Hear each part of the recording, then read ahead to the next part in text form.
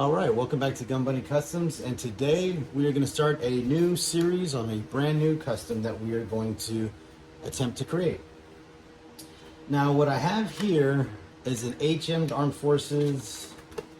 I forget what the actual name for it is, but it's an HM Armed Forces, I don't know, some kind of pursuit vehicle or something like that. And I got this a while back when I got one of my other HM Armed Forces tank, the pursuit tanks. Not particularly this one, but I think when I got the one that I used for the base of that, it came in a lot with this, some figures, and a four-wheeler that's just too big to use as a ferret.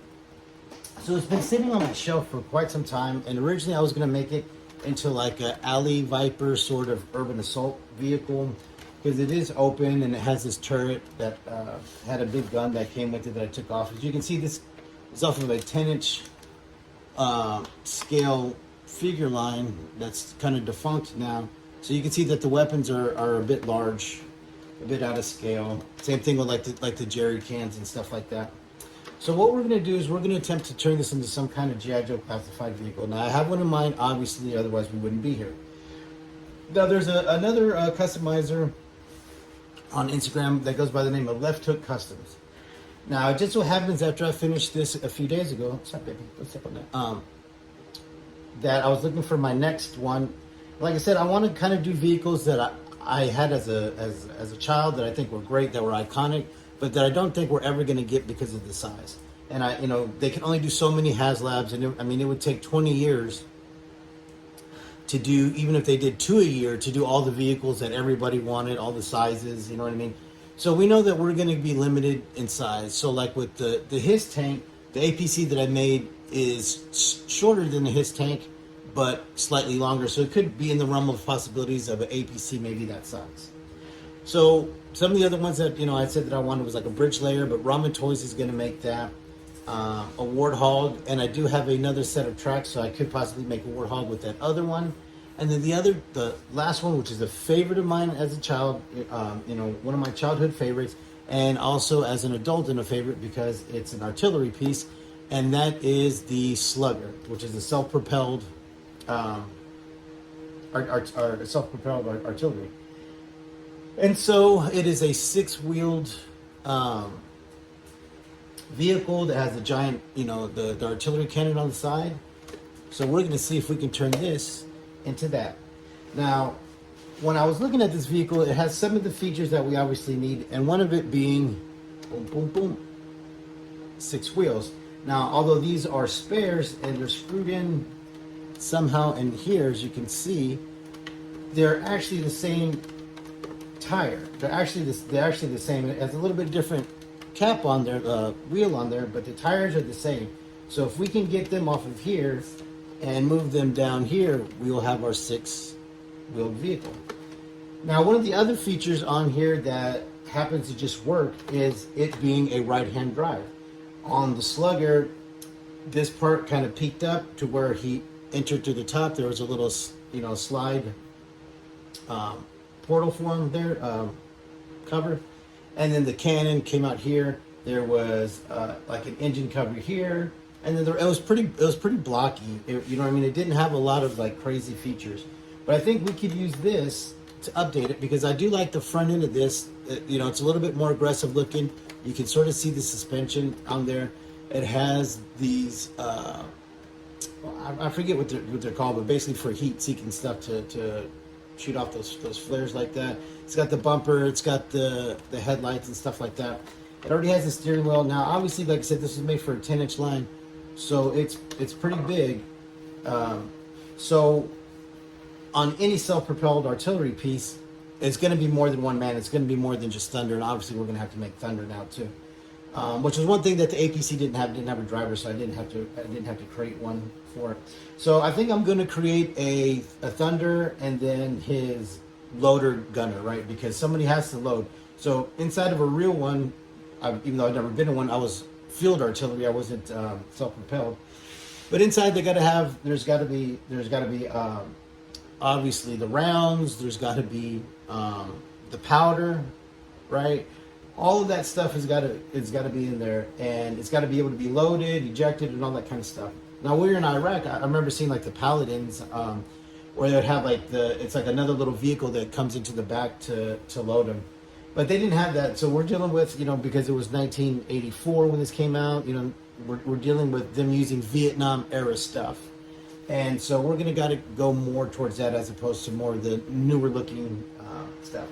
So the first thing that I want to do is we're going to have to figure out how to take this apart, because we don't need a bunch of this shit. We don't need this turret. We don't need this. We need to get these off. We don't need the gas can. We need to take it down as much as we can, because obviously we're going to have to do some cutting as well. So what I'm going to do is, if you look here, you can see that there are a shit ton of screws at different depths. So we're gonna have to use, we're gonna have to get some, along Phillips, and start pulling all those out. Okay, so that's what I'm gonna do next. So I'm gonna pull all those out, and then we'll see what happens.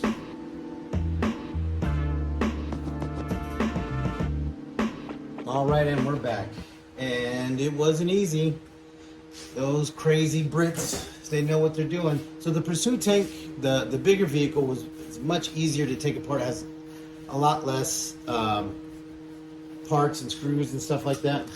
So there's this many screws in there. I don't know. The head of them probably about 30 screws, and they're all different sizes. They're all Phillips head, but they're different sizes. And not only that, all of the little tubes that they go down, that the headed screws at the bottom of, they're all different diameters. So I ended up having to use like 5 or 6 different fucking tools to try to get this goddamn thing. But excuse my language, but I got it off. Okay, so we got it off, and here is the body chassis. Now some of this other stuff still comes off. I'm trying to get it all the way taken off. It's since it's so old, and it's been sitting. That plastic has kind of come together, and then also all the dust and shit. But so what I'm going to do is I'm going to put it in a pot of soapy water and kind of clean it up, and then I can start heating it up and start, because it looks like this portion back here comes off somehow, and the other portion that was really, really difficult to take apart, if you're going to take apart one of these, is right here where the roll bars and everything would all kind of conglomerate right here. It isn't a screw, it's a push pin, and what I had to do is I had to push a screwdriver in there and hit it with a hammer and pop it out. And so here are the sides of the doors of the front pieces, and that was a difficult part. The rest of it came out pretty easily. I didn't take everything totally apart. Like I said, there's some, like that just falls out like that. Who knows? Some of the stuff I'm going to want to keep together, like this front portion I'm going to want to keep together and possibly reuse. Now, the main crux of this thing is figuring out how we're going to make it 6 wheels, right? Giant jerry cans. So here are the 2 wheels that were mounted to these side plates that were like the spares that went on the side over here. Now, like I said, luckily through the quality of toys, because I think this toy's about 20 years old, they actually gave real same size things. So now we got our 6 wheels that we need, and here's the axle for the back ones, and then let's not hit that, and here's the roll bar. But here's the actual chassis, and this is what makes it the most important. All the rest of this shit can be refabricated and put back on. But what we really need is we need this part extended. That's what this is about. So let me show you. So this is where the real rear wheel is, right? So what we need to do is I want to cut right here along this line where to make it nice and square. Then obviously you have to cut up here, in here, and then we are going to extend that out. And when we extend that out, what it's going to do is, so we can keep, and just go in a circle.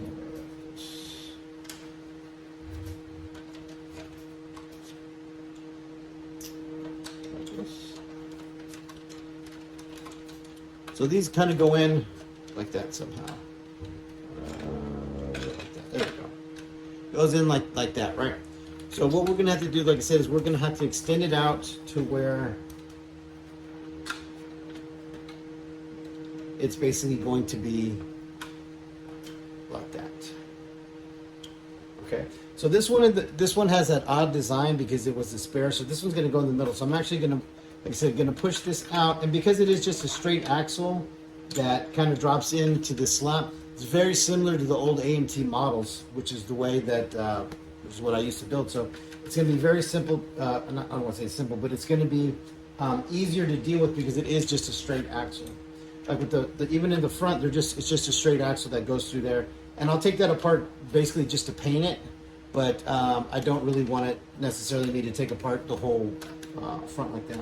But this is what we needed. We needed to get this out and get this cut. So what I'm going to do is, that is going to be the next step.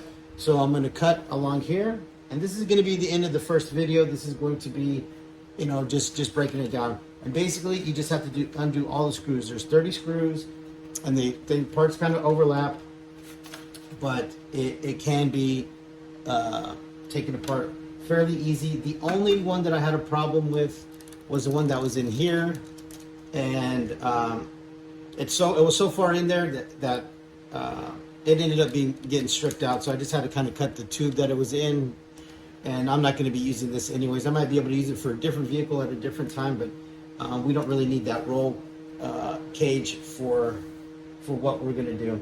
So like I said, basically we're just going to kind of keep the front. I like the way the front looks. It gives it a nice, if I can figure out where what goes. Oh, because it goes into these pieces. So I don't know if I'll keep these side pieces because they are kind of curved. They're almost like a rubber, and they're kind of curved, and the Slugger is real straight. So I might just use this, you know, front piece like this, and then build off of here. We have the cockpit that I want on the side that I need, and then we would just have to build a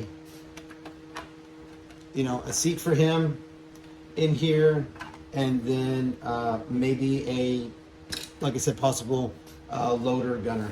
So that's going to be it for today's video. We're going to get that cut, and then we're going to keep moving on, and then that way we can extend out and get 6 wheels. All right, well, thank you for tuning in, and we'll see you on the next episode.